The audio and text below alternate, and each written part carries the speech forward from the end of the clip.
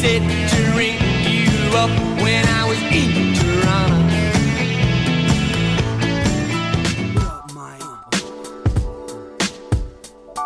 Toronto. VK on the beat. Check. I'm in Toronto where you wanna get the city love. I'm from Toronto where you wanna get the city love. I'm in Toronto like we wanna get the city love. My city love me back for my city love. Welcome to episode 1554 of Toronto Mic'd, proudly brought to you by Great Lakes Brewery, a fiercely independent craft brewery who believes in supporting communities, good times, and brewing amazing beer. Order online for free local home delivery in the GTA. Palma Pasta. Enjoy the taste of fresh, homemade Italian pasta and entrees from Palma Pasta in Mississauga and Oakville. The Advantaged Investor Podcast from Raymond James Canada. Learn how to plan, invest, and live smarter. RecycleMyElectronics.ca. Committing to our planet's future means properly recycling our electronics of the past. And Ridley Funeral Home. Pillars of the community since 1921. Today, making their Toronto Mic'd debut are Mr. Zero and Dave Diamond from the Kings. Dave, Mr. Zero, if that is your real name, welcome to Toronto Mic'd, guys. Happy to be here. Nice Thank you. to be here, yes. I'm going to jog Mr. Zero's memory off the top here, okay? We're going back. Shout out to Canada Kev. He was with me, actually. We were in Oakville, and I'm there to see my dear friend Rob Pruce. Yep. So I'm there. And then in the corner of my eye, true story, in the corner of my eye, I see, no, not Mr. Zero, I see Sandy Horn, okay, who's been on the show, but she zoomed in because anything to get Sandy on the show. I had like many guys my age, I had a massive crush on Sandy Horn. Okay. I go over to take a selfie with Sandy. I take this selfie with Sandy Horn, my crush. I get home and I look at the photo I have with my crush, Sandy Horn. Guess who's photobombing that photo? Guess who's smiling right between our heads? Who photobombed us? Dave, want to guess who it was? Oh, I think I have a good idea, Zero. Yeah. So we've met before, Mr. Zero. We met at that concert in the Moonshine Cafe. What's that place called? Yeah, the Moonshine. Yeah, it's I live in Oakville, so that's my local hang. And unfortunately, they are closing down at the end of November. They're trying to find a new place. The chap who ran the place passed away, right? He did, yeah, last a year ago, summer. John Marlatt. Yeah, John Marlatt, a great friend and a really wonderful guy. And I played golf with him a lot. And, it's funny, he would... He gave a little speech one time, and he said, Zero is... He says he always tells me to turn down the radio in the car when we're going to play golf, except when his song comes on. And that song, we got the cold open. I'm thinking you guys are coming to Toronto, New Toronto to be specific. Now, how comfortable are you two gents with this ugly label some assholes are using, including me, calling you one-hit wonders? I have new material, great new material from you I'm going to play on this program. But if people say, oh, the Kings... I love them, and then they name the one song, and then someone says, okay, go quickly, name another song. A lot of people struggle. They call you one-hit wonders. How do you guys feel? Let's hear the real talk. Well, we called ourselves that before anybody else did. And that's why we named our documentary Anatomy of a One-Hit Wonder, because, hey, look at... It's better to be a one-hit wonder than a no-hit nothing. That's right. Ask me how many hits I have. Go ahead, because the answer is Mr. Zero. We've had people say, too, but those guys have made a career out of one song. Well, which is not true, but it's sort of true, because it is a segue. There's two songs. So we're a two-hit wonder. Right. You know what? Great. I think about that with the Queen. Is it We Are the Champions and what are We Will Rock You? We Will Rock You, that are kind of like, you never hear them, like when I listen to the Q107 or whatever and they play, they're stitched together. So again, maybe before we get into this song that we're talking about, and then we will get to the new stuff, I'm kind of interested in the origin story. And most importantly, I consider you guys an Oakville band. You're an Oakville band, right? Yeah. Well, we would say so. three of us went to the same high school, and our keyboard player, Sonny, was from Victoria. So I met him out there, and then we started working on stuff, and I said, I know these two other guys back in Oakville, because we were thinking of what could we do for getting a band together. I said, I know a great singer and a great drummer. So that's what we did, and brought Dave and Max into what we were doing, and then it turned out to be a whole other thing when they got involved, and it was just an awesome thing to happen. We all sort of knew each other from the Oakville, the early days of us playing in different bands. We never really played in the same band, but there were so many venues, so many little after high school gigs and sock hop type of places. Not like not with any heavy drinks or anything, but because everybody was too young. So as I collect the origin story here, so Mr. Zero, you're in British Columbia hanging out with Victoria native Sonny Keys. Yep. Also not his real name. Okay, there's no way that guy's name is Sonny Keys. Okay, let me see that birth certificate. I feel like a birther here. But Sonny Keys, believe it or not, plays keyboards. Okay, shout out to Rob Pruce again. So you guys are in BC, and then you guys come back. Well, it's your home, Mr. Zero, Oakville.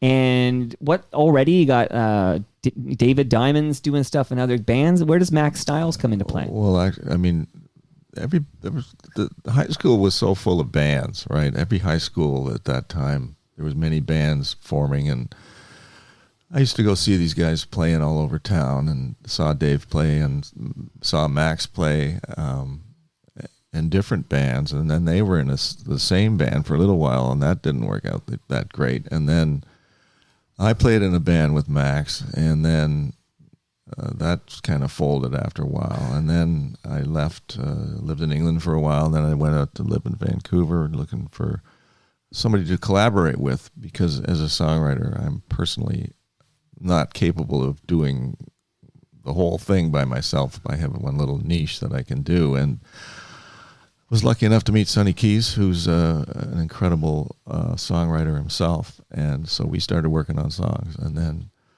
like I said, we did some demos, and then basically said, I know these guys from back in Oakville, and it would be a good band. I always wanted to have keyboards in a band, and that was always my goal ever since, Elton John. I mean, Rob Pruce would probably tell you the same thing about the inspiration that we all got from Elton John. Wait, you're telling me Rob Pruce is an Elton John fan? I know, it's a shock. I had no idea. The other thing was Dave Clark 5. They had a great keyboard player. Yeah, and he was the lead singer too. And Days of String Bands. There was actually a good rock band with a keyboard. What about the Doors, right? Oh, no, it was great. But Elton was very upfront about his songwriting in the fact that he wrote the music and Bernie wrote the lyrics. And so that was kind of an eye-opener for somebody who, was good at one part of that and maybe not that great at the other. And so, and that way, you can really focus on what your best ability is. And I think that's what we've done all the way through into the way that the Kings are now. And Dave and I write most of the songs now. Yeah. So the original lineup. So today, are there any gigs in the schedule? When can I see the Kings? Well, have you got any suntan lotion? Because we're playing in Cancun November the 8th. Really? I'm very interested in this. Are you kidding me? Cancun in November 8th. Get your banana hammock on. And do you have? Are all four of you going to be in the Spoons, or any holdouts from the OG lineup? The Spoons? Sorry. You know what? That's because I'm thinking ahead of what I'm going to play. I'm still thinking of Sandy. Well, aren't you? Yeah, Sandy's great. We all love Sandy. Everybody she's loves a super Sandy. Nice person, and so Gord is great as well. Gord Spoon. Okay, the Kings. The My original apologies. guys. Yeah. Yes. So is Max Styles going to be on drums with you guys? No. He quit the band in 1982. He hasn't been in the band since 1982. We've had about 30 different drummers over the years, but lately meaning since 2007, we have a fantastic drummer. His name is Todd Reynolds, and he just fit right in when we needed it. We needed it. And there. the thing about Todd and the thing about playing in a band is that you got to know how to hang. And you've got to be a good person and an upbeat, positive attitude. Right. Because it's hard enough doing all this stuff. But Todd is a very upbeat, positive person. You know, there's never a negative vibe from him ever. And that's one of the great things about him. Yeah, great drummer. But And otherwise, he's a great singer, too. I mean, you know, he's a very talented guy. speaking of great singers, David, you're a great singer. Oh, man. thank you Your so vocals much. are amazing. And Yeah, I am going to thank play you. new stuff, still sounding great. And Mr. Zero, man, you're a legend. So you two, of course, founding members. And Sonny Keys, he left the band and came back. Is that right? So Sonny Keys is on keyboards for you in Cancun? Yes, Yeah. he is. That's I just a don't long story. He's in between. He never officially sort of left the No, band. he's always been helping hand in working on music, even though he's been far away from right when we were. But It was more just life. You know, he got Yeah. married, had kids and everything, and we just couldn't afford to, he couldn't afford to stay in the band. He had to make a living. And so that's... but we played with many great keyboard players in between as well. I think Rob, did we do a thing with Rob for a while? Rob Bruce? I think we maybe... So the reason I Peter Nunn- erroneously... Oh, yeah, go ahead, sorry. No, I'm talking over you, man. I'm the asshat here. But I got to say, I called you the Spoons because I was looking at the clip I wanted to play. So the Kings, not the Spoons. I'm well aware of this. But this is why I accidentally called you the Spoons. Because Rob Bruce sent in a message, and I'm going to play the message. Then we're going to move on from the Spoons. But this is from Rob Bruce. Hey, Toronto Mike. It's Burlington Rob calling. Well, recording. Saying hello to you and your special guests today on my birthday. I know you didn't plan it this way, but I just wanted to say hello to Zero and Dave because, I've known Mr. Zero for a long time, since like the 1990s, I believe. We met at a recording session in Burlington, and it was with our friend Attila, who was a drummer and ran a studio. And I'm just very happy that you guys are there with Mike today because Mike is a cool guy and you guys are very cool. I was remembering that I saw you play in New York City, January 2020, just before the world shut down, which is crazy because that's almost 5 years ago now. Isn't that weird? Isn't that something? But, you know, like the rest of Canada, I've been a huge Kings fan, and I saw you guys play at my high school in Burlington, at Nelson High School, Sure. which cracks me up to think about now. I think my friend's band opened as well. And then one of our early Spoons gigs, well, not too early, but we opened for you guys in Guelph or London, and I always have this memory. Zero, I'm sure I've mentioned this to you before because the university newspaper, the review, the headline was Fresh Spoons Meet Road Weary Kings. And like they liked us and they thought you guys were okay. But I felt really guilty about that headline. Like I felt like it was weird. It was the first time we had just started getting reviews and stuff. And I remember thinking it was so cool to be opening for you guys, which it was. And I remember your keyboard player, Sonny, jumping up and down in a jumpsuit, and he was super cool. But to this day, I think of that headline and it makes me feel guilty because you guys have one of the most timeless, fantastic songs to come out of Canada, as we all know. And as I'm sure you've been talking about, or you've talked about already, or you will talk about, and you should always talk about it because it's one for the ages, as they would say on the Twilight Zone. And Mr. Zero and I share a common love of Jesus Christ Superstar as well. I know we talk about that all the time. We do. And anyways, I'm taking up all your time, and I hope you're having a good time. I can't wait to listen to this when I'm celebrating my birthday later on. I will tune in and check you guys out. Love y'all. Bye. Wow, right on. Happy birthday. Yeah, happy birthday, I didn't Rob. know. You're getting to be a younger man, are you? Yeah, and the reviewer wasn't reviewing the band. He was in love with Sandy. I'm the reviewer. I'm revealing to you guys I was the reviewer. Let's face it. It wasn't the band. It was Sandy that he was raving about. I remember that gig in Guelph. I remember it was that at Guelph, too. yeah. Yes, I That's do. funny. And today, I know you said it, but I'm going to echo those sentiments. Happy birthday to Rob Bruce. Yeah, happy birthday, Rob. Woo! Yes. And it was great seeing him in New York, and we all went out and had a couple drinks after, and it was a lot of fun. And of course, Rob didn't mention it, but he was there at the Moonshine Cafe there in Oakville the day that I was photobombed by the legend that is Mr. Zero. No, just call me Zero. Mister is Mister's my dad, as they But I say. read your rider. It says, "Call me Mister." Isn't it in your rider? No. When you're this big, they call you Mister. So, Yeah, that's right. gents, quick question before I get to the song. But Whistle King, was this the original name of the Kings? It was. Why, I don't know we called it that. Wasn't a very good idea because people were calling us Whistle Dog and all kinds of things. Right. But as we played many of the bars in Toronto in the late 70s. No, you got to say Toronto. Oh yeah. Toronto, I guess. Because we're into New Toronto here now. But people just started calling us the Kings, which made total sense instead of Whistle King. And that's when we all became the people that we are. And I don't know. Amazing. It's amazing. And soon I'm going to blow your mind with a gentleman I was on the phone with this morning, and I was telling him, Dave and Zero are coming in from the Kings, and then he told me how he's connected to you guys. And the way he's connected to you, and we'll get to him later, but is through Bob Ezrin. So how does Bob Ezrin enter your orbit? Well, it's a Nimbus 9 studio on Hazelton Avenue, which is the studio is no longer there in the village, right? It's long gone.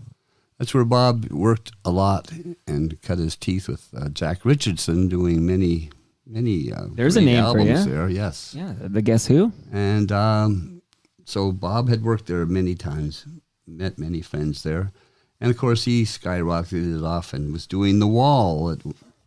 Some obscure band he was working with, some English with band. Pink Floyd, and who had a little bit of money was the King Boys to book late night recording sessions when the studio was down and quiet. And so there we were, spending every last cent we had, working on our own album, on our little indie album, and who knows what was going to happen.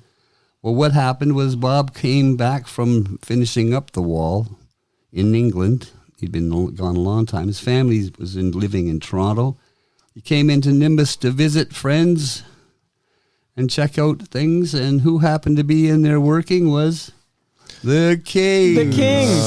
I knew that one. And we were just happened to be working on The Beat Goes On, Switchin' the Glide, and he got wind of it and listened to it, a rough version of it, took it home, played it for his family, played it for the kids. The kids liked it. He came back and said, let's do something.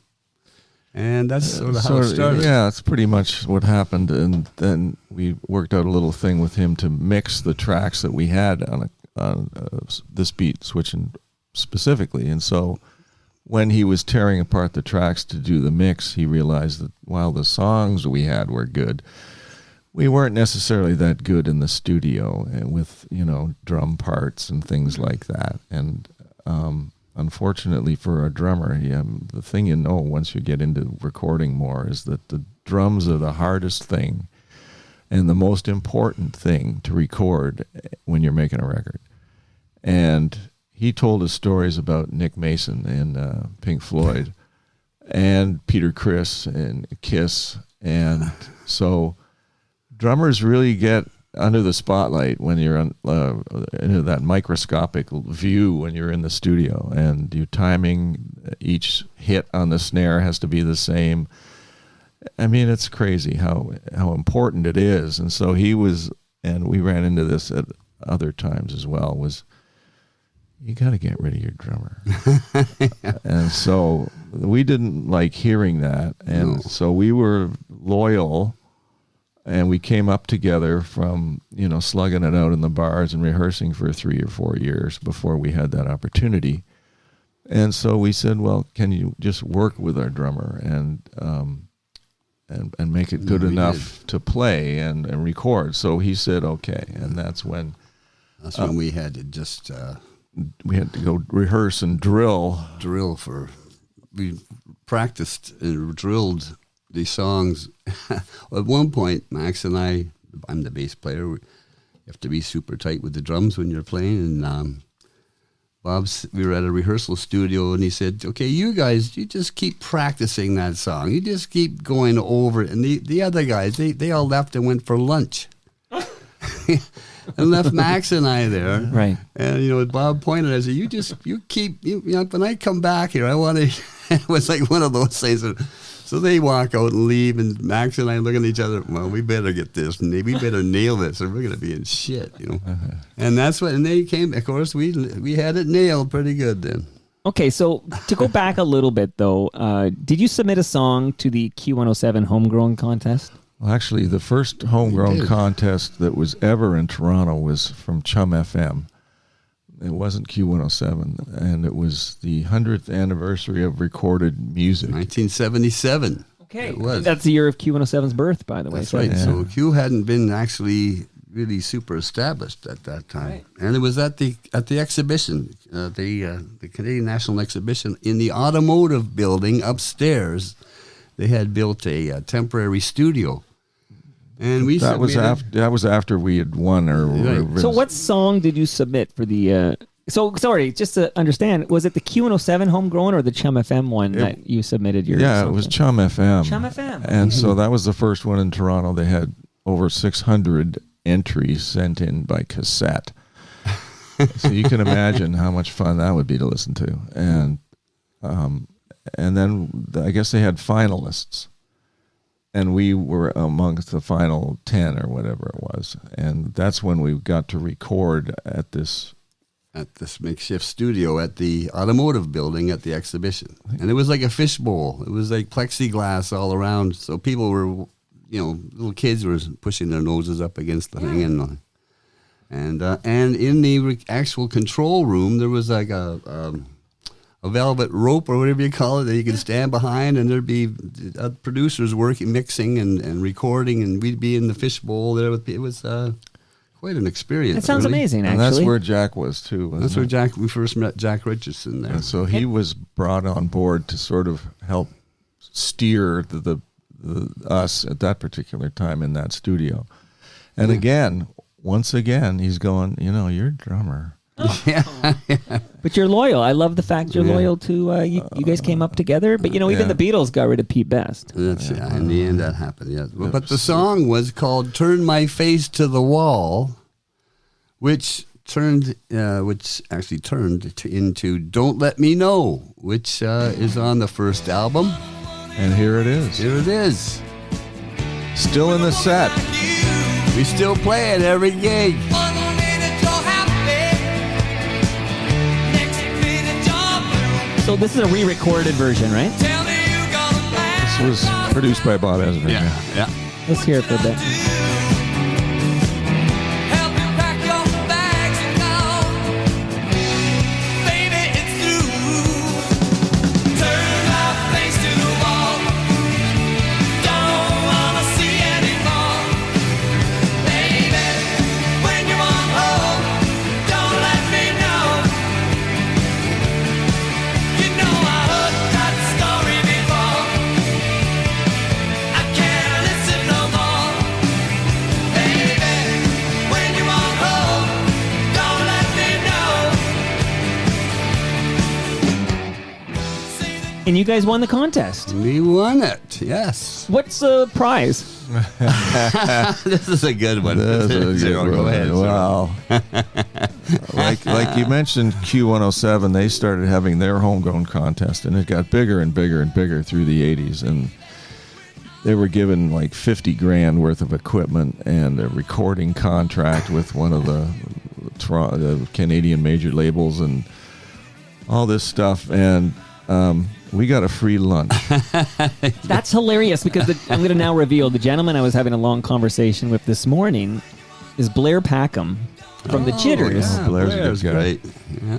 And he was telling me about you guys and his experiences. And he told me you guys are the meat in the Jitters Pink Floyd sandwich because he says Bob Ezrin does the wall, then he works with you guys, and then he works with the Jitters. This is how Blair remembers it anyway. Okay. So that's what a small world that is. Yeah. So Wow. next episode will be Pink Floyd's deep dive, obviously. But he won his group with Red Hot Fools won the homegrown contest on Q107 a few years later. Right, well, yes. Blair's a good friend, and you know, he was actually at the Heatwave concert Yes, Doug McClement. That's right. Yes, that's a whole other part of the longest story ever told. Yeah. Well, we're going to get to that because I want to talk Just about saying. Heatwave, but you're right. He was Yes. there recording you for the Heatwave. Yeah. Well, Doug was, and Blair was. Blair was like an assistant Yeah. engineer guy there or something with Doug there. And he was there, and Doug is a good friend too. Who what a career he has! I mean, he's just everywhere. He was just at the Olympics. He's done all the Olympics in the last 20 years. You know, I'm a big Tragically Hip fan, and I've heard many a recording by Doug McClement. The guy captures live music like nobody else. I've had him in this basement to kind of, grill him on all this, but yeah, he can record a live band like nobody else. Oh, he's great, and he did a great job. Boy, oh, he's a good friend. And I was just reached out to him last week about something else. That he's a photographer as well, and so. I went to a lot of concerts when I was young, and he went to a lot of concerts when he was young, and we were at some of the same concerts, and we were both geeky nerds, I guess, in the camera club kind of guys. And so, the AV club, right? Yeah, and so he was taking pictures of some of these shows, and I got somehow some guy in Greece reached out to me about a Jimi Hendrix photo that I took when I saw Jimi Hendrix, and he was saying, could you send me a copy of it? And so I sent him a, copy of this thing online I took a few photos. I mean, that's the thing, if you want a diversion, we can just... Well, this is Toronto Mike. Go on a tangent. Yeah. We'll come Yeah, right back because I haven't even got to the song yet. I digress. But, like you see now, when somebody goes to a concert and takes pictures with their digital camera, they can take 500 pictures. Yeah.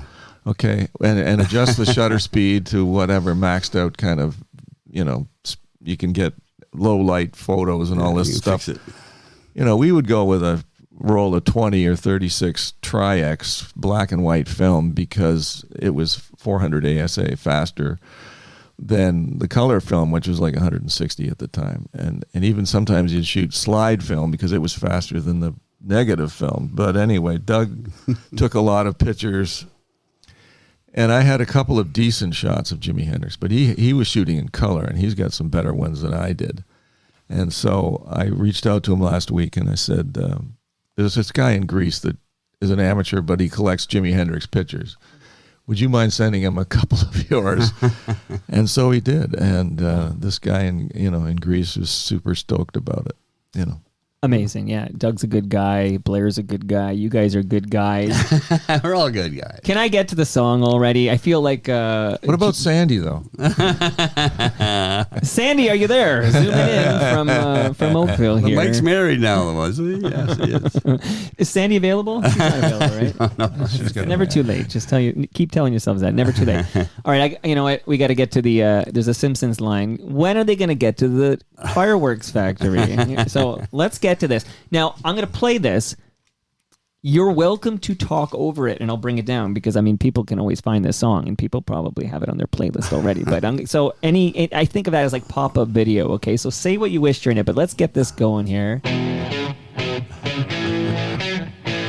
And then I have some questions from listeners about this song. Well, that great riff was developed by David Diamond me. at a strip joint in Grimsby, Ontario. Right. The Hunt Club. And he was just That's a mind blow. he's just tuning his guitar, and he started playing that lick. And That's right. Sonny went, "What is that?" And Dave said, "I don't know." I don't know. I'm just tuning my guitar.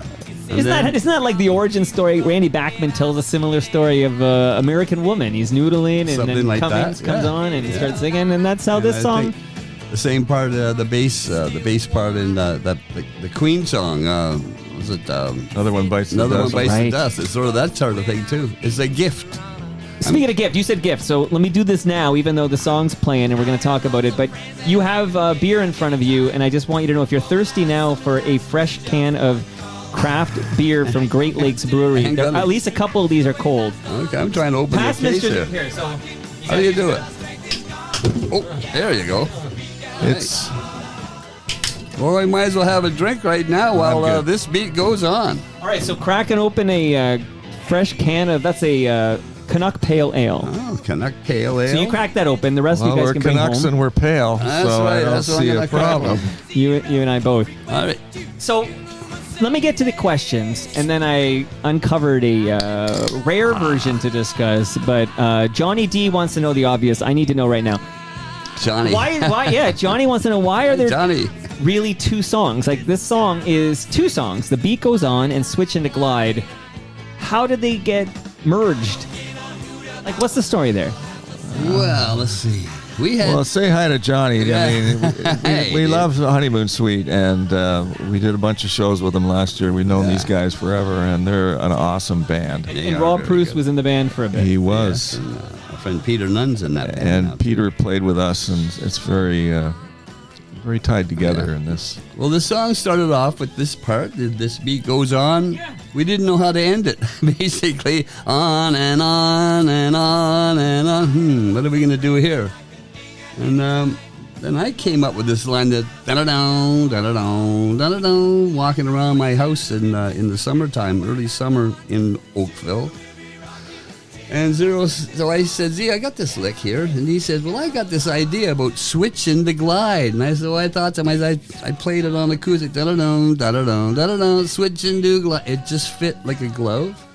And all we had to do was try to link the two together. And the synth glide came into, I guess Sonny came had a into mini that Moog. He idea. had a mini Moog synthesizer. Yeah, and it was just, let's glide, make a glide happen, and then that's how they got linked together, and then we could end the This Beat Goes On song. Because otherwise it just ends like this. You just keep going. Oh, here we go. Yeah. There's the lick. Da-da-dum, da-da-dum, da-da-dum.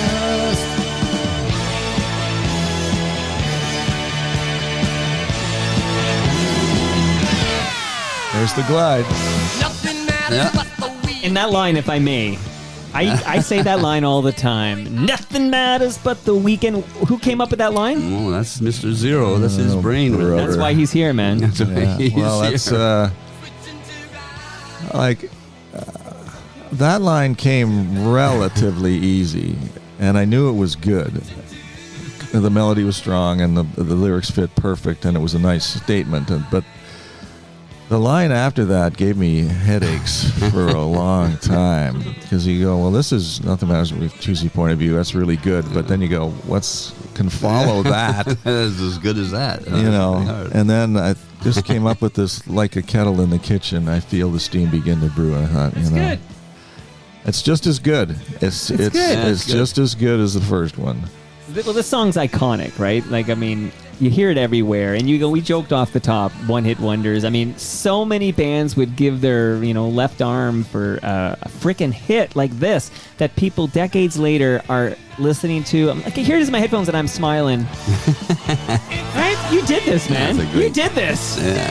It's a gift, I tell you, from our dads. When you perform live, do you play it twice?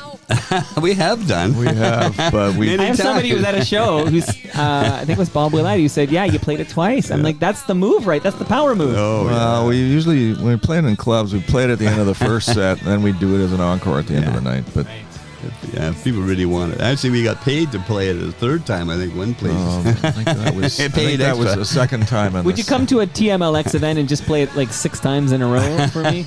That'd be What's it worth to you? Do you want a large lasagna from Palma Pasta? I got one in my freezer for you. You can each get one good, here. yeah. So I got you. Look, I've already.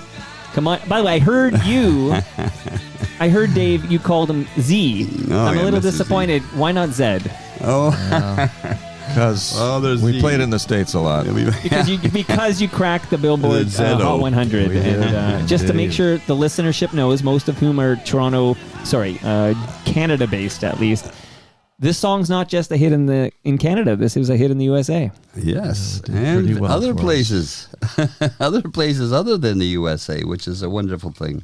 And I do have on good authority, my crack research tells me that the particularly big in Chicago, which is a pretty good base to have outside of this country. Yeah, it was really well was- received at the biggest radio stations there. We got to top 5, and then we got added to WLS, which is this gigantic AM radio station. That's one of those things they call a clear channel, which means they don't drop the wattage at night, so that they could stay with the same 50,000 watts or whatever it was. Because at night, an AM signal goes further, Cover more area. and it would be over 2/3 of the U.S. people would hear it, and so when we got added, we were actually at the Elektra office, the record company in New York City, and when they heard that WLS added, and they're going, so they broke out the Stoli vodka and everything. We're having a party, Right. any excuse for a party, but then they didn't really know what it was all about, really, at that time. We didn't know What are you WLS. talking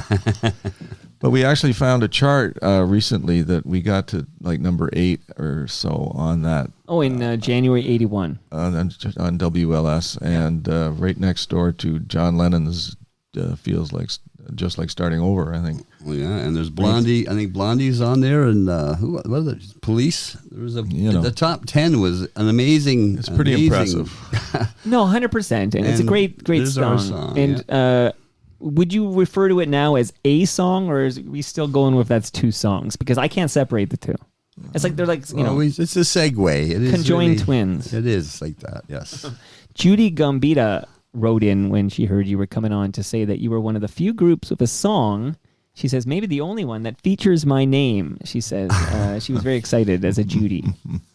Well, the thing about when I was writing the lyrics to that song, there was.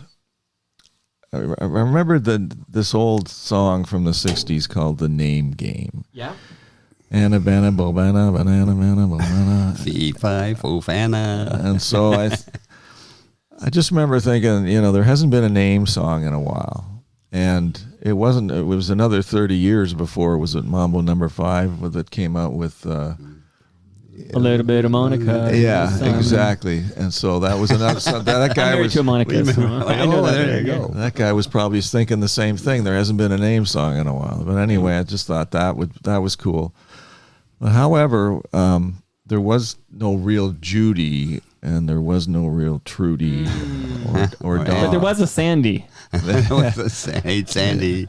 It didn't You're rhyme. Randy. Speaking of rhyme, so whose idea was it to make Toronto rhyme like it does in this great song? That was all part of the process. Zero's lyrics. That's great. I always got a kick out of hearing Toronto's name in the song. The reason the hip is on my mind is because I just watched the 4 series documentary on Prime. So I just watched it this weekend. So they're on my mind. But they have that line in Bob Cajun, that night in Toronto, and it's always fun to hear your home city name checked, like for sure, yeah. And especially when your song's a hit in the USA, which was not the case for Bob Cajun. No, and I think that's one of their best songs for sure.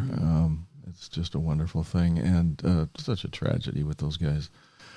But, I know, and I feel like I just relived it on the weekend. It's I was talking to Brad Jones from Ridley Funeral Home. He came over yesterday, and we were talking about it. And the theme of death permeates that documentary because you know how it ends. You know how the story ends. So you're kind of watching, going through, and you're like, I know how this ends, and it ain't a happy ending. No, it's the Teenage Head documentary was on the other night as well on TVO. My Teenage Head drumsticks here. Yeah. And we played with them over the years, as I'm sure, Honeymoon Suite did as well, and all the Canadian bands. We all played with each other at different gigs along the way.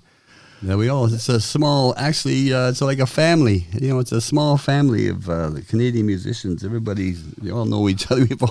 We've all worked together at one place or another, or one spot. And now the attitudes amongst all the bands are so much more friendly, I think, than it was kind of a competition there for a long time.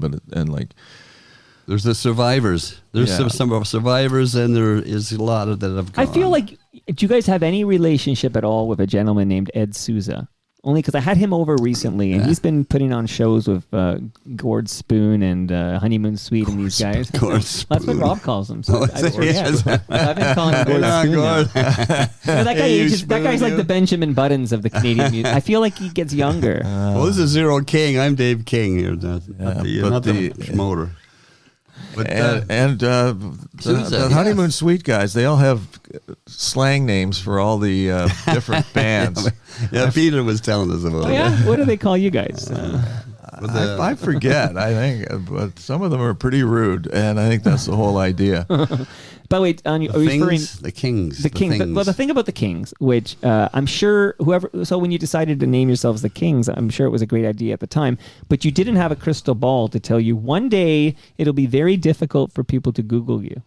Like the name Kings is you know what I mean? Yeah. Like you didn't who saw the hey, maybe we should give ourselves a more unique name. Like one day people are going to go to this web browser and they're going to search for bands and it's going to be tough to find the Kings. Oh, the Kings are here.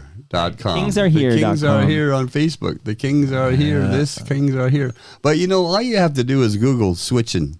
That's Switchin true. to Glide, and you What does that mean? Switching to Glide.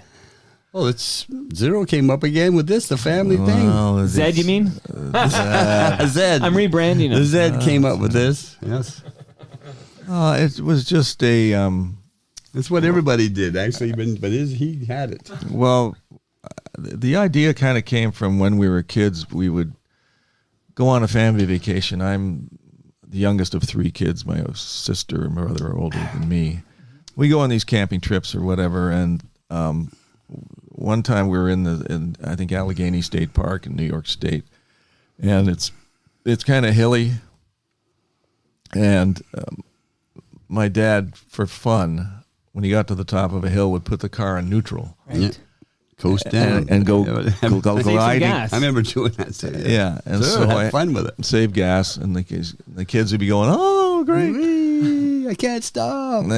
And then, so I thought, which is a really dumb idea. I thought, what would it be like if a pilot did that up in the sky? Yeah. Like just turn off the engines, and I mean, of course, it's a really bad idea, but Become a glider then, yeah. yeah, and drop like a stone. But, Switching to Glide. so that was kind of the idea behind that, and it's as the lyrics say, it's a positive thing. Yeah.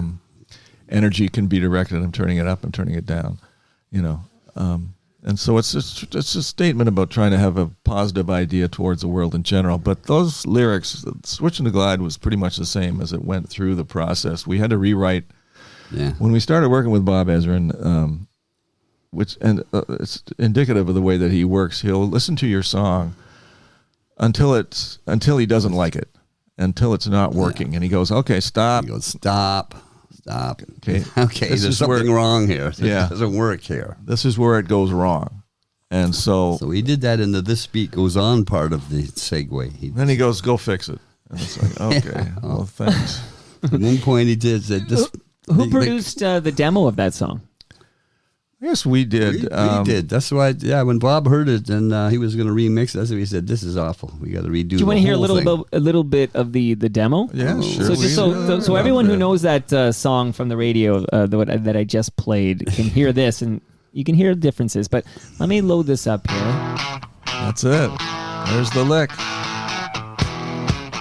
There's the kick. The kick and the lick. That's different. And I came up with that. The organ part is like 96 Tears or Runaway, Del Shannon or something. It's actually right? the same keyboard line. It's just on a different instrument. Yeah.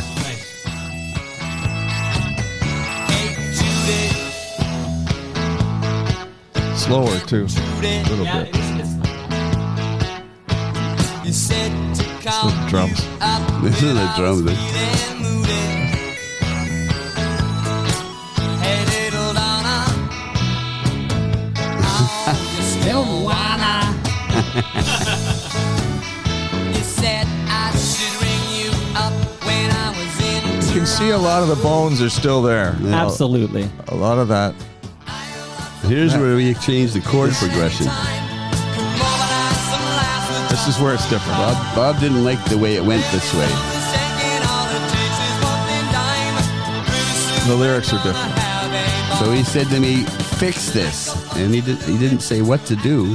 He said, "It doesn't go right here Right. in this part." But he was right. He's 'Cause right. You improved it. So I took an acoustic guitar and went and sat in the front of the studio in the lobby and just worked on it. I said, "What does he mean? What does he? Oh." And I tried a few different things, and it was very easy fix. Yeah. I came back and said, "What about this?" And he goes, "That's it." Okay.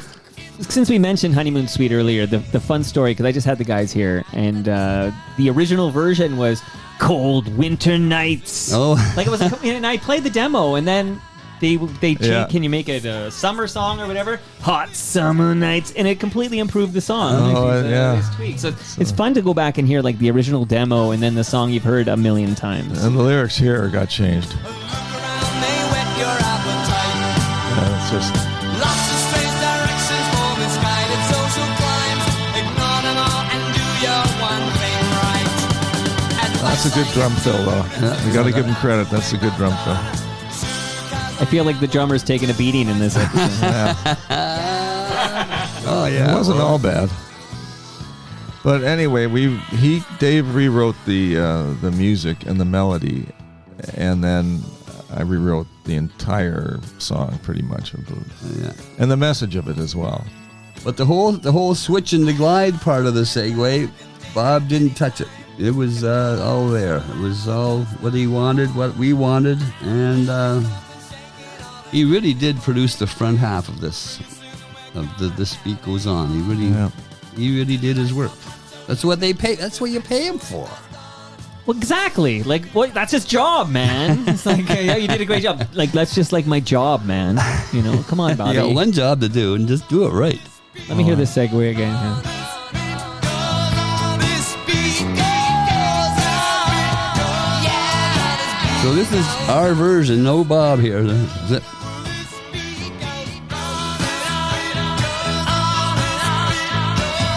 There's Sonny singing. That's Sonny.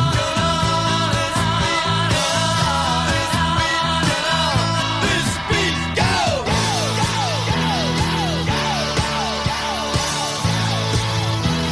This is Bob's mix, though. Yeah, Bob is mixed, Oh, I but was gonna ask if it all our was- music. Okay, so I was wondering if this existed. Like, if Yeah. was this formed before Ezrin touched it like This is this? Bob's mix. Yeah, just the mix. But we had the glide. We had we had all this. Just needed a little lipstick, maybe. But it was Yeah. great. It was there, man. The song was there. So what Well- changes for you, though? I want to know what it's like to hear suddenly you're hearing your song on the radio and all that. Like, what changes for the Kings when this song breaks on the radio? Well, we had. I mean, the thing was that Bob believed in us and was able to go to L.A. and, like a Cinderella story, as they say, and get us a international major label recording contract. And Elektra. and the money to re-record the album and the money to go in and rehearse for a month or whatever it was with making it all tight to his standards and with our drummer, which is, you know, again, the loyalty thing. But, you know, it was worth it. Yeah. And you got to remember, this is pre-digitization. This is all on 2-inch tape. Right, 1980. And and so there was cutting and splicing of these little pieces. We were watching, you know, you watched how fast those tapes would run. How long did they last? A couple of minutes, or Well, they're 30 inches per second, and so a so we- 2-inch tape would last 15 minutes. okay? So you don't you can't- $300 for $300 a minutes. piece. So you'd see Bob would be cutting and splicing pieces 6 inches long of this tape some places sometimes, and other ones that were 3 feet long, and he'd be splicing and changing, because you can't just go edit, click, click, and it's Right. fixed. You had to actually do it by the turn the reels back and forth till you find the spot, and then cut. You know, and then you hope you cut it in the right spot. Does this song still make cash money for you, gentlemen? Yeah. Can I see your financial statements, please? Sure. Did you bring your financial statements? they're right for me, here. Z? Right here. All right, piece of advice for you, gentlemen, since you've got a little cash to flash there, thanks to having a hit, which is why it's wonderful to have a hit, right? You tell all those many musicians who have no hits, and most don't have any hits, you're like, oh, it's good to have a hit, okay. But if you listen to a podcast called the Advantaged Investor Podcast from Raymond James Canada, you'll learn best practices and good investment advice from people who know. So I highly recommend to all my dear friends, all FOTMs, to subscribe and listen to the Advantaged Investor Podcast from Raymond James Canada. Okay. Well, a lot You of got your marching orders. well, a lot of people, as you know, are selling their publishing catalogs. I mean, Right. Springsteen did it. Bob Dylan did it. A lot of people are doing it. And I don't know if we necessarily agree with that. We talked about it, but selling ours, but this is good beer. Okay, let's talk for a moment. I was going to ask you the Diamond. I was going to ask you about your name, first of all. So obviously you guys got these cool handles here. I feel like I'm with the Ramones or whatever, but... Well, that's exactly what happened, was that around the time we were playing in the bars and the Ramones were out, and then a little band called U2 came along. The Edge. With all these funny names, and we thought, but it goes back much further than that. Judy Garland's name is Frances Gum. Yeah. John Wayne. Frank John Wayne was Sinatra's Marion, Yeah. I believe. John Wayne. Marion Morrison is his real Frank name. Sinatra's real name is Francis. He's Francis Albert. That's right. Sinatra. That's right. But Engelbert Humperdinck, But not his real name. That's okay. You're blowing my mind right now. But David Diamond, was there already the known entity David Lee Roth in the universe at this point? Was it though? I feel like I think 79 so. or something for David Lee Roth. So I and was Van ahead Halen. of. You were ahead of him? Just by a tad. I don't know. I have a lawyer. You But can I'm- get some cash out of him, maybe. But he's Diamond Dave. I'm Dave. You're Dave Diamond. Diamond. I know. I just wanted to. Do people want to call you Diamond Dave? I've heard that before, but most people don't because. Does your rider ask that the brown M&Ms be removed from the bowl? Can I see? No, our rider was just lots of beer. We like Smarties. It's down, in the States, I know you know this, but in the States, our Rockets are their Smarties. Oh, is so that- they don't that's it. have our Smarties. They Oh, have yeah. M&Ms. They They have don't have our M&Ms. Smarties. That's Right. right. So very good. Couple. And they don't have, we call it grade 12 or grade 11. It's 11th grade to them. Right. Well, they don't know what they're doing down there. Okay. For sure. We got to figure it out here. But they do have. Well, they had a great show called American Bandstand. Mm-hmm. Dick Clark's American Bandstand. Please tell me about your experience. That's big freaking deal for a band out of Oakville. You're on Dick Clark's American Bandstand. What do you remember about that? Well, It was scary. The album was the single was doing well at that point. That was the late fall of 1980, and so it was really doing well. And our manager Randy Phillips, and that's another. Our new album's called "The Longest Story Ever Told" because there's just so many aspects to this whole thing, and everything it has an explanation. And we've been going around. We've been around since water. but the song was climbing the song was climbing the chart, and then. One day, Dave and I actually lived in Bob Ezrin's old apartment up in Mount Pleasant in St. Clair. And one day there was a knock at the door, and there was this guy there, and he says, do you guys have any idea what you're doing in the States? I'm a manager, and I what came your up. song is doing. I came up here to see you guys because I want to manage you guys. And it turned out his name was Randy Phillips, and he went on to manage Rod Stewart and Prince and huge artists, Michael Jackson as well. Never heard of him. Yeah. He's actually the guy that kind of did Yeah. Michael Jackson in. But anyway, That's the real talk right there. he said I can help you guys, and I can help you make money. Yeah. And I know what I'm doing in the U.S. I know people. And he's very, just the kind of guy you want, very aggressive, doesn't take business. Doesn't take no for an answer.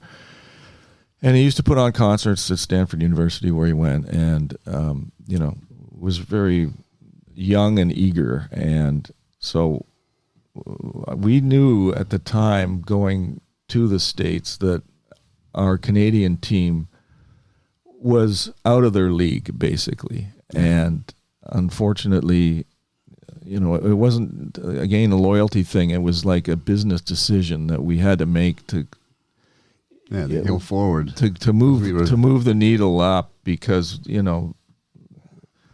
there are a bunch of sharks down there, and the record company, you got to know how to deal with them and all this other kind of thing. And he was very good at that. And so when the record company originally released Switchin' to Glide on its own without This Beat Goes On, and then it didn't do much, and then we were saying to them, the promo department, you got to release the Segway. And then some people in the promo department believed that as well, because that's the magic, is both songs together. 100%. And so then they did that, and that's when the phones started to ring at the radio stations. And our friend Bob Stroud in Chicago, he was at one of these stations, and he said he was in the cart room. I don't know if anybody knows what a cart room is. It's when they used to play songs on the radio, it was on like an 8-track. Remember those? Cassette. Yeah, right. And they would have every song on a cart. They record it in their own radio station from the album and put it on a cart, so you can just jam it in there and play it. Yeah, you stack them up and just put them in, Yeah, instead of having to drop a needle on an album or something like that, they could just put this 8-track type cassette in there. Anyway, Bob, who's a super famous DJ, legendary guy in Chicago, and a good friend, he said, I put on that thing, and we actually had lunch with him a few years ago, and have stayed in touch with him a lot. But I loved his line. He says, I got hit ears, and I knew instantly that was a hit. And it turned out to be true. He's just that riff started, and this dumb Hey Judy stuff and everything else, and then it grabbed people's ears, right? Yeah. And so, Well, it's 2024. You're in my basement right now, and it's grabbing my ears as we speak. So, Thank you. But do you remember? Do you have any Sorry, go ahead. American Bandstand. Oh, Yeah. Well, we're going to get to American Bandstand. Before I get to American Bandstand, because I'm going to surprise you with a little clip here. But I wondered, do you have any recollection of the first time you heard your music on the radio in the wild? Like, do you have any memory of like what it's like? I always imagine, what is it like when, I don't know, you're driving on Yonge Street and somebody's driving the strip, the convertible, the roof is down, and they're blasting that song on. Well, it's always a thrill. Even now. The first time I remember, I was with a girlfriend up at Wasaga Beach or Palm Beach, one of those. Yeah. Early summer or midsummer, and walking along the beach. And it was back then you could park your cars right on the. I've seen these sand. photos. Yeah. That kind of stuff. And everybody, the tailgate parties only like with like at the back, the doors open of cars and vans, and everybody with their big boom boxes. And I remember walking with her, and all of a sudden, from somebody's car, there was the speaker was on, Switchin' the Glide, and I just remember looking at her and go, "There it is." Isn't that amazing? It's really amazing. Like, how much pride do you feel when you hear that? Like, you're hearing that, you're like, that's my voice. That's it. Yes, it was. It's an awesome feeling. We just looked at each other and gave her a big kiss and said, "Here we go, honey." Wow, that was a long time ago. That girl's long gone. But I remember, it wasn't Sandy Horn, was it? Oh no, it wasn't Sandy. No. I remember being at the Swiss Chalet at Yonge and St. Clair, which was a notorious place. I remember having dinner in there once, and the cockroach was walking across the table, singing "Switchin' the Glide." But we used to live near there, and I remember going to get takeout from the Swiss Chalet at Yonge and St. Clair. It was at the back door up the steps, and I mean, you could slide on the floor in there. It was so greasy. And one of the kitchen guys walked by on the way to get some more chickens or something, I guess, and he was singing Partyitis, which really sort of freaked me out because, it's the last song, I think, on the album. Amazing. Anyway, wherever it is. Yeah. But it wasn't a single, so to speak, to the extent their second single was Don't Let Me Know. But right. But he obviously had the album, and I just remember going, wow, that is deep. And he didn't know who I was or anything. Cut. It wasn't... he wasn't performing for you. It was organic. It was very organic, and it's a great glimpse into the world at large, and to think that you're part of it it's a great feeling for sure. Amazing. So just to let the listenership know, if you want to hear how the Kings sound now, I'm going to play Nowhere to Go But Gone. Okay, and we're going to talk about it because it sounds amazing.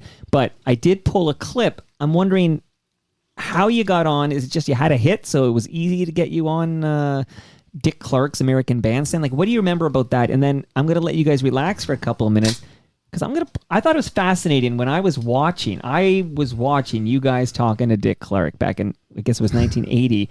And it's kind of interesting to hear you guys talking then, now that we've been hearing you talk now for an hour. So I'm actually going to play a couple of minutes from that appearance. No. But what do you remember? No, you don't have to cringe. You guys come off pretty good, actually, considering you're young guys from Oakville, Ontario, except for one guy from Victoria.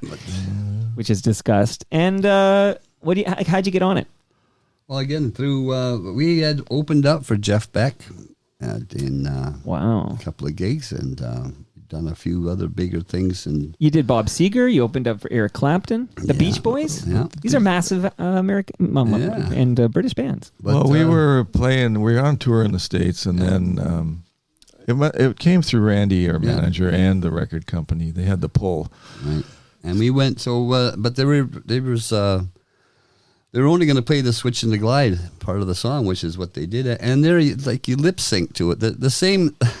The kids are the same kids. They shoot like 5 shows in one day, and so the audience, all the young kids, they bring 5 changes of clothes and That's what they do in or Jeopardy. whatever, that type of thing. So they shoot it all at once. So it's pretty wacky because it's like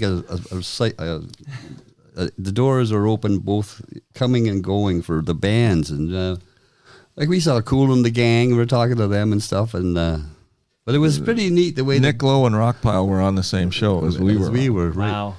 And it was Dick Clark. Zero and I were getting our makeup on in the makeup room. It's all big glass, beautiful makeup room.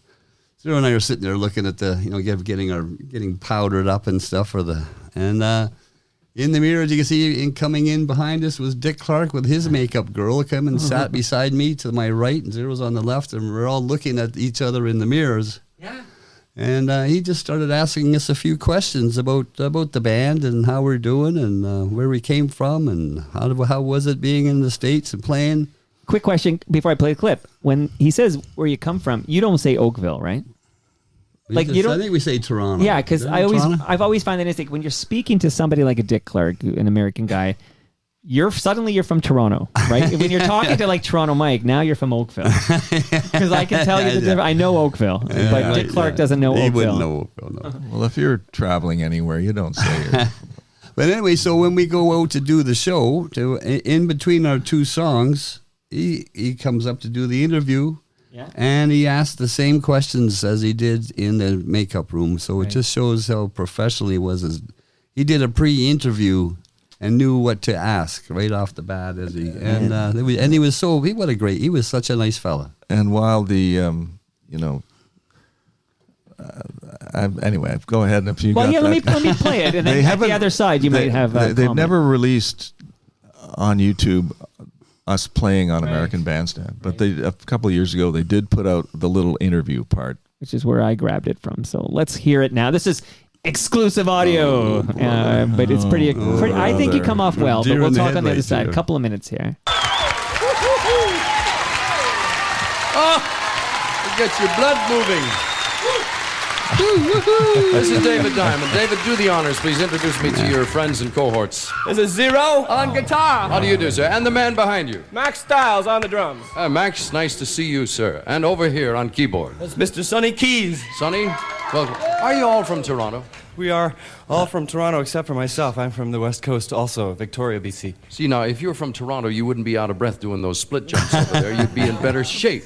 You know, we were talking about the difficulty of crossing the border with music. We share so much in common. Why is it so tough for us to get up there and you to get down here? Well, there's a lot of regulations up in Canada as far as the performing rights. There has to be 30% Canadian CRTC. content. Are you listening? It was they just don't like too started many then. American It would help companies you, coming no? up there. It Also, helped for us us to come big down time here, our then. money's Yeah. worth a lot less, you know. That trades back and forth, I might add. Sometimes I go up there and worth a lot more. So it costs a lot more money to come down here and tour. So you have to start off with, initially more money than you would need, say, here. It's great to be here in the States, though. We love it. We're delighted to have you here. Now, after playing bars and saloons and clubs and all that stuff, one day you're in making your own album, spending your own money. That's right. Good fortune strikes in the person of whom? Bob Ezrin, who walked in one day and listened to what we were doing and said, I'd like to mix your album, boys, that you did yourselves. Now, there may be a few people in the world who don't know that this guy is famous and very wealthy. Well, screw and, those guys, Dick. well-known. Come on. He had just finished Not as another... wealthy as you might think, really. No, he had just finished another project, had he not? That's right, The Wall by Pink Floyd. He just finished that one up. See, he wanders in and he finds 4 young Canadian lads spending their money crazily there. Well, he's a Canadian as well. He's from Toronto. Well, you know, the thing that would bother me, if I had worked that hard, spending my own dough, and here comes this big guy, and he says, I want to he wanted to re-record the whole We thing? did the whole thing over again. But it was worth it because he found spots in the album that were a little bit weak, not up to his expertise. Yeah. So we redid it all. He just made us work more as a you rock tell and him roll was unit, nervous? you know. I thought you came off You mean to intelligent. tell me, Zero, there wasn't a flash was that impressed. came across your mind? You would pick him up bodily Just and 'cause throw we're him out a talking like window this. somewhere. We thought we'd You were gaffer young. tape him Hello. to the wall, but we didn't do I it. still talk like Worked that. out well. Yeah, he's a great guy too. Real easy to work with. Tell you what I would like to do. Jan, can give me a shot of those people over there because I want to cover the beginning of this song. It's tough to get into it, and I promised you I would do that. Ladies and gentlemen, one more time, please, if you will, let me hear. Okay, abrupt ending, but I thought you guys came off pretty well. And Thanks, Mike. what great exposure for you guys, American Oh, it was Bandstand. awesome. And the other, Yeah. there's lots of other clips of other bands doing that interview part.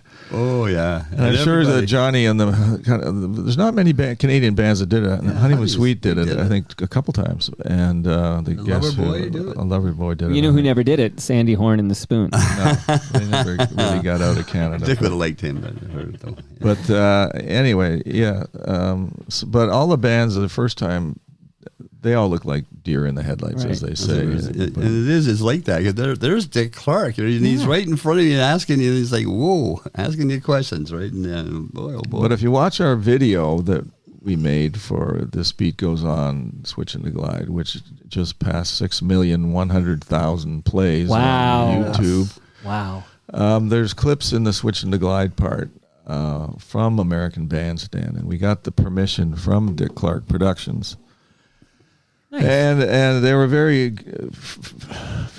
accessible and easy to work with regarding getting that footage. And and then we kind of had the idea. Well, when Dick at the beginning of the show, he says, "Please, these guys have worked so hard and something about us," and then he holds up our album and says, "Please greet the Kings." I thought, that would be good to get that too, and so we approached again Dick Clark Productions, and specifically, it went to him.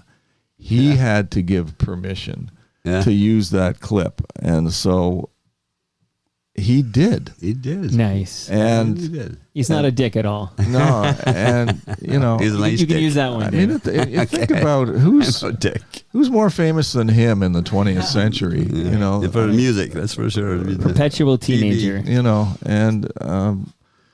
And it was amazingly affordable too, Good. because you go, this is going to cost $10,000 or more, Right. But it wasn't. It was amazing. It was only 10. Amazing. Now I'm itching to play Nowhere to Go But Gone. Great. I can't wait to it. I want to talk about the new album. Good. But there's one more question before we get to the modern. Last question before we get to the modern day. It's from Andy Cat. He writes, "What was it like to follow Elvis Costello at Heatwave? I was there and people were headed to the exit. No offense to the Kings, but the long day felt like it was over. The promoters made them, he felt like they'd set you up to be exit music. He didn't think it was fair. I wasn't there. Shout out, we talked about the recording of Heatwave. You guys, I have listened. You guys sounded fantastic. But what can you share with me about Heatwave and that experience and playing after Elvis Costello?" Well, Elvis went on and on and on. You went into our time slot. That's right. See what you did there. I See see how what I you're did doing, that? Yeah. this guy. But we were ready to play a good half an hour, and he just kept going and going. And I just remember that, and we were all going, "What the fuck are they doing here?" Right. And so we ended up playing in late, and it was a long, hot day. That's for sure. But the thing was about that was that John Brower, the promoter that put on that show, who's done so much for music in Canada and put on some of the most iconic festivals. He brought John Lennon, and I saw that documentary. Yeah, and it's amazing. And and he did Strawberry Fields up at Mosport in 1970. He did the Toronto. The other one in 1969 at the Varsity Stadium as well. And anyway, he put some of the people came to us that morning in the hotel and said, we've got a film crew here and we've got a mobile recording truck Comfort Sound with Doug McClement, and we want to film and record the whole thing.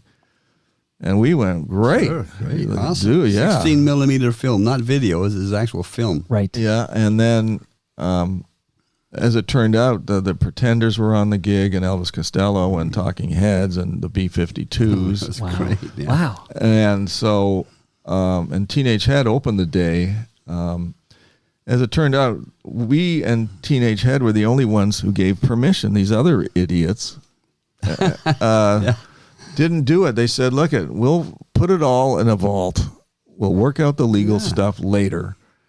Just let us film it. And it could be, a quote, on new wave, New wave Woodstock type Woodstock, of thing. And it would have been awesome. because all those bands were at the peak. The Pretenders, they were all still alive. They all hadn't died from drug overdoses yet. Right. And the Talking Heads was the first time with the big band that they had, that they went on with. Elvis Costello was great. B-52s were great. And it was just this really outstanding thing. And The Kings were great. we were The great. Kings were fantastic. And so, I feel like I was there. well, have you seen the movie we made of it? Yeah. They're leaping around. Anyway, there's Yeah. we managed to find the film that got lost for a time. And I remember I tracked down this production company that did a lot of TV commercials and stuff, and Loron Films, and I finally got hold of them and asked them about the Heatwave film.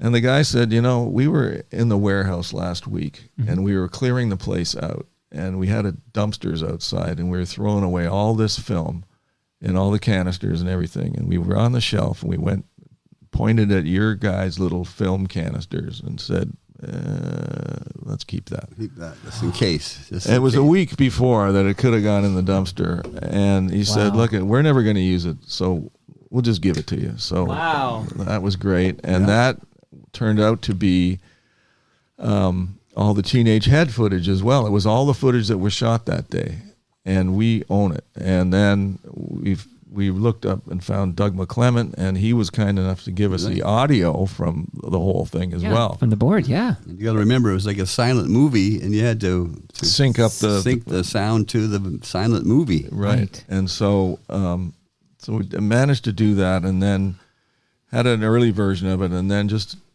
2 or 3 years ago, maybe 4 years ago, went over the whole thing and had it restored. And we were lucky enough to, at the time, that was when Teenage Head and Doug Aerosmith were making their documentary.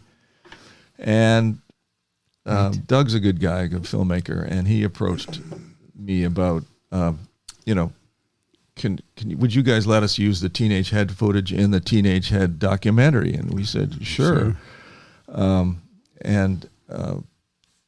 that's a big part. If you watch their movie, they talk about Heatwave a lot in that, and 100%. And the footage of I saw it on TVO. Yeah, it was on. They showed it was on the other night. The other night, yeah, I watched it too. And then it's just so important for them and how great they were at the time. But mind you, see, we got our audio from Doug McClement, and which was awesome. It was an 8-track tape with 7 tracks of audio and one time code, and then. But their audio for Teenage Head disappeared, and so the audio that you hear in that movie, it's an overdub. It's kind of overdubbed. Somebody found a tape of it, but they had redone Frank's voice or something on it. Because That's a few what, spots you notice it doesn't. if you link look, up. it doesn't sync up. Interesting. Amazing. Now, quick. But it's still great. It's still great. No, it's still great. And Gord was a great guitar player. Yeah, we missed. Yeah. Tell me, because what a tragedy that was. When I heard that news, I'm like, this can't be real. Like the way he died, awesome. the fact he passed away. He's a Hamilton institution.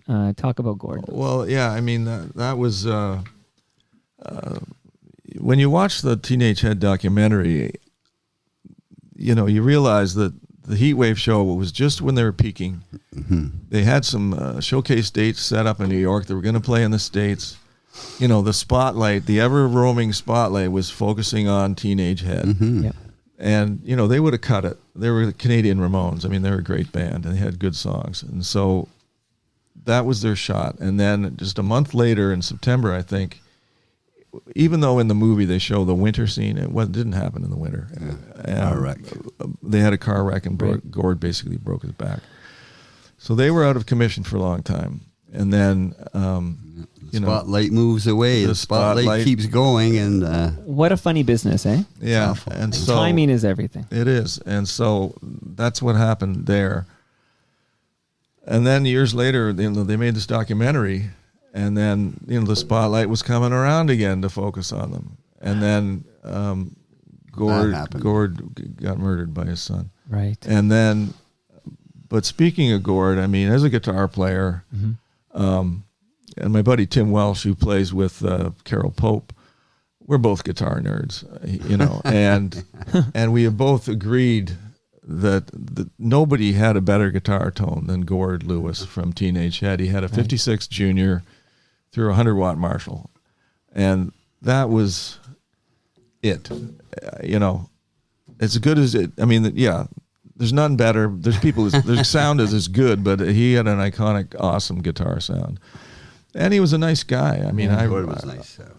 I remember talking to him at This Ain't Hollywood in Hamilton one night, and I said, we got a song like. Our song's called "I Know So," which is like Shake It. Let's shake. Yeah. Like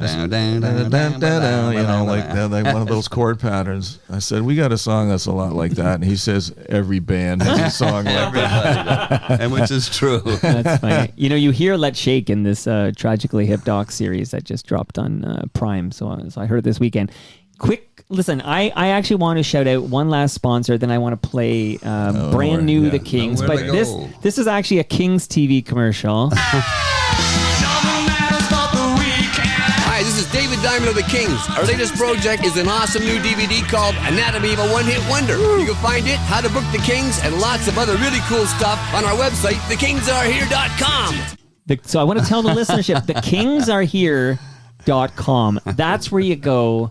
That's your one-stop shopping for all things The Kings. Well, The Kings Are Here is the name of our first album. It's our website. It's our everything. Facebook page. It's our Facebook page, and it's our YouTube channel where we have tons of videos and fun stuff to see. And so we love it when people comment. We try to answer every one of them, and so please check it out. Now I see David Diamond has cracked open a premium lager from Great Lakes Brewery. This is great beer. You act surprised. I'm telling you. Do you think I'm going to serve up crappy beer? This is it's the only beer I drink, to be quite honest. I didn't know you were going to have an open bar here today, too. Jesus. You weren't properly... I'm a gin and juice guy usually, but this is pretty good stuff. Yeah, you and Snoop Dogg sipping on gin and juice here. Yeah, he does. That's right. I forgot about that. Laid back. Okay, his mind's on his money. His money's on his mind. I'm playing new material from the Kings right now, but first... I'm going to tell you about recyclemyelectronics.ca, because if you guys have a drawer, a room, a closet full of old tech, old electronics that don't work. We all do, don't we? Don't throw it in the garbage. Those chemicals end up in our landfill. It's bad for the environment. It's bad for everybody. But if you go to recyclemyelectronics.ca and you put in your postal code, it'll say, hey, Diamond Dave, Dave Diamond, David Diamond, Z, Z, Zero, Mr. Zero. All of you can go to this location, drop it off, and we'll recycle it properly so the chemicals don't end up in our landfill. So there's a piece of advice for you. You guys ready to rock with some new stuff? Yeah. What about that big box of cables that I got? They will recycle the cables too. Yeah, 100%. I know we all hold on to cables. Like, this is a thing we all do. But tech moves very quickly, and very, very before you know it, those cables are obsolete. There's so many obsolete. Yeah, but you're like, I might need it one day. You won't need it one day. Those cables you've had for 25 years. It's time to go to recyclemyelectronics.ca. Okay. There's nowhere to go but gone.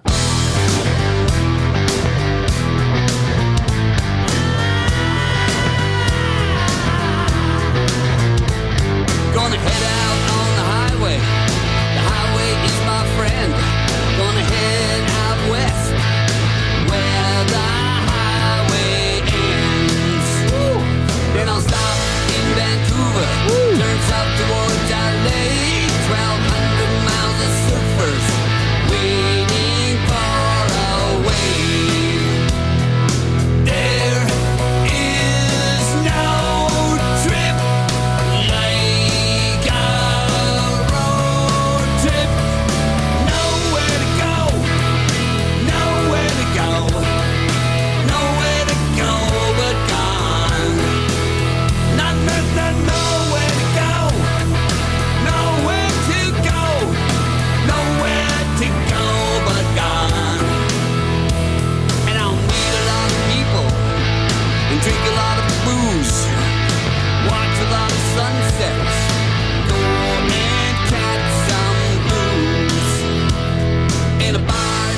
Firstly, guys, it sounds amazing. Sounds great in the cans. This is from The Longest Story Ever Told. That's right. People can go to your website. They've heard the ad for the website now. They know they got to go there. They can pick up The Longest Story Ever Told. We have it on vinyl. What? And CD. Is this you recording this or what? Here's a copy just for you, Mr. Mike. The brand new LP. Mr. Zero, Mr. Mike, I'm loving it. The Longest Story Ever Told. Whose dog is this? That's another story. That's another part of the story. The dog is not in any peril. It was just sticking its head through the cat door to get food. Well, on the other side. Yeah, there we can see Sadie, the dog. yeah. Okay, the dog is dog's not name harmed is- in the photography. It's a farm dog named Sadie. And we played at this farm gig Big like outdoor. in 2015, I think. Yeah. And Zero took the picture. I The saw- dog happened to be laying there like it is on the cover with its Yeah. head through the cat door, which is what it usually did. And then, but we didn't. And then we're working on. So the we had album working on art. this album design and with this woman that I can tell you, but no point in it because she backed out of it. Yeah, no, don't worry about her. But And then so I approached my friend Peter Greco in Oakville, and we worked on the album cover together. And I mean, Z and I were saying, what can we use as an album cover picture? Because it could be anything. Right? Well, can I thank you guys for not doing what I'm seeing now often in the wild, and I don't like it. It's the AI pictures. Okay, this is a real photo, right? I took it. Yeah. Yeah, you took. This is a real dog. Yeah. You took a photo. It's so authentic. There's so much AI photography out it's there, all and it drives me BS. nuts. The world is going fake. The dog will be in space or something, playing a guitar or whatever. Real shit. Man. Yeah, no, so when I started working on the design with Peter Greco, my friend, who's a great talented, he works with us on our videos and stuff, and as our other buddy Neil McNaughton. But I showed him the picture. I said, I won't. See, everything has to be something, right? It has to be something on the cover. You got to have something, Right. and so. If you got a better idea than the dog sticking its head through the friggin' cat door? No. And so let's use that because it has to be something. And so I showed it to Peter, and he says, "Well, I hope you took the picture Yeah, from the other you got side the other of side. the dog with their little face through the door." And I said, "No." No, we don't have it. So that day, I phoned up our buddy Doug Bilbia. Who owns the doggy? He's still down near Caledonia in Ontario.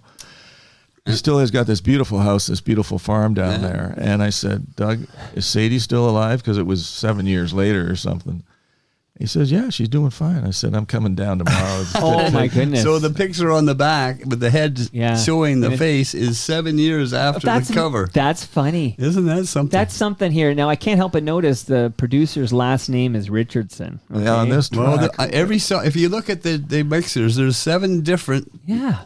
In 10 mixed songs. by Garth Richardson. Yeah. Sorry, No, yeah. we produced You it. produced it. We He did mixed it with our recording engineer Chris Snow. In a great little studio. Various studios, and then his small. But if you look, you'll see there's 7 different people mixing songs. Yeah. One of which is Bob Ezrin. I see that Circle of Friends, man. Yeah, He yeah. only does songs you do that are 2 songs glued together. That was kind of the It seems that vibe, way, yeah. That's a right. prerequisite for with Bob Bob. Ezrin to mix your stuff. He did the first mix, and so all the rest of the album sort of had to sound as good as Bob Ezrin's mix. And so Garth Richardson, who mixed Nowhere to Go But Gone, is Jack Richardson's son. That's where I was going with that. Yeah. And so he's worked with Rage Against the Machine and all kinds of other And bands. even Chris Snow, hearing that name, Bare Naked Ladies. He's worked with these Arkells. really well. Yes. So wait, thank you. First of all, thank you. I love You're to put very these. welcome. Have a listen to it. Move It's over, very- Junk House. I'm putting. Oh yeah, 7 in front. Yeah, that's right. 7 Junkhouse's face. That old dog there. There's another guy all over this hip. Yeah, I think that's right. Another guy all over this hip documentary. Tom Wilson, the unofficial mayor of Hamilton, all over the hip documentary. But that song, that song sounds great. So. You mentioned Cancun. Like, if I didn't want to leave the country, will I see the Kings anytime soon? Well, you brought up our friend Ed Sousa earlier. Yeah, okay. And Ed is. And you didn't see that, by the way. That was an organic mention of Ed Sousa. No, it was. He's a tireless promoter and lover of Canadian music. Yes. And he. But only if it's from the 80s. Well, He told me that. Oh, is that right? Oh, In fact, I didn't know that. bare naked ladies he hates because I guess they're the cusp. But anything from the '90s he has no interest in. Well, Oh, really? but anyway, he's certainly Moving on. Don't want to say about that. that's. That's between you and Ed. But he's I don't know. He owns or manages this bowling alley. Yep. Classic Bowl, Classic Bowl. in Mississauga, Ontario. Manages. When I first heard that there was rock bands being played in the bowling alley, I'm going, huh? Yeah. Well, it seems to be working. But once a year, he puts on a big concert for charity in his bowling alley, which is a huge place. And it's a 3-day event, I think, every spring. Yeah, for Ronald McDonald House. Yeah, Oh, yeah. and he's raised a lot of money. They fit like 1,000 people in there watching these great bands. Honeymoon Suite have done it, I think, every year. And we did it a couple times, and We're doing it again. The box, Amazing. The box did it, and Harlequin, and Lee Aaron, maybe? I'm trying to think of who I've seen on she these might have. ones. I saw Saga there last time, Yeah. and that's too bad about Mike Sadler too. Hopefully, he's going to recover from his operation. God bless him. But we'll be playing there. Yes, we are going to be playing there. We're playing the smaller room off the bowling alley because they have the big in the bowling alley concert which every we spring. played. But we're playing this smaller.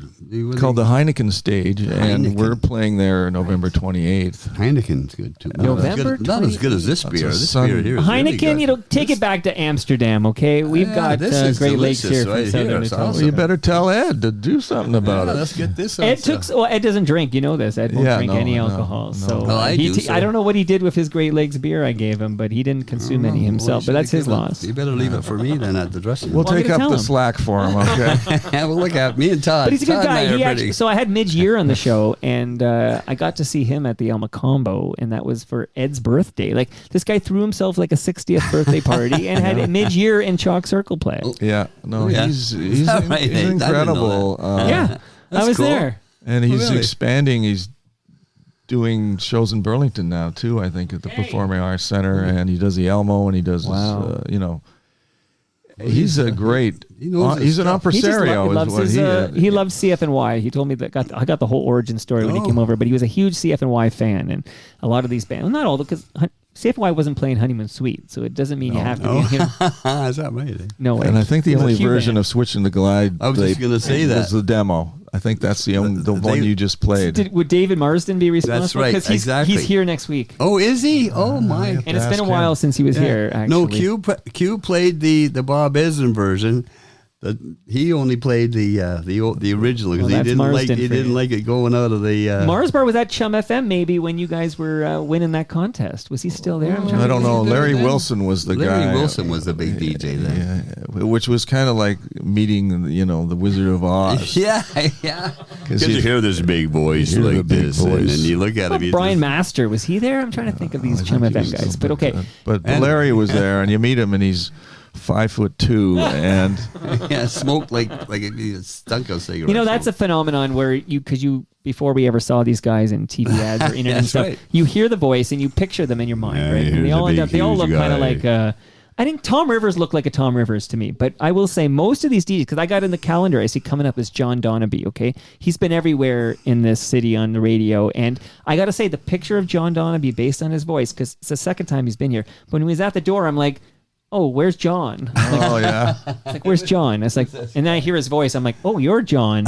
And it's like, yeah, you don't know. You can't tell. You can't tell. But gentlemen, I got to say this, thekingsarehere.com. If you're listening to us right now, get your ass over there and buy some merch, buy some stuff, and get this new album. That song we played, I got to ask you, who wrote the lyrics? You wrote the lyrics, Yeah, Z? I wrote the See, I'm calling you Z music, yeah. now.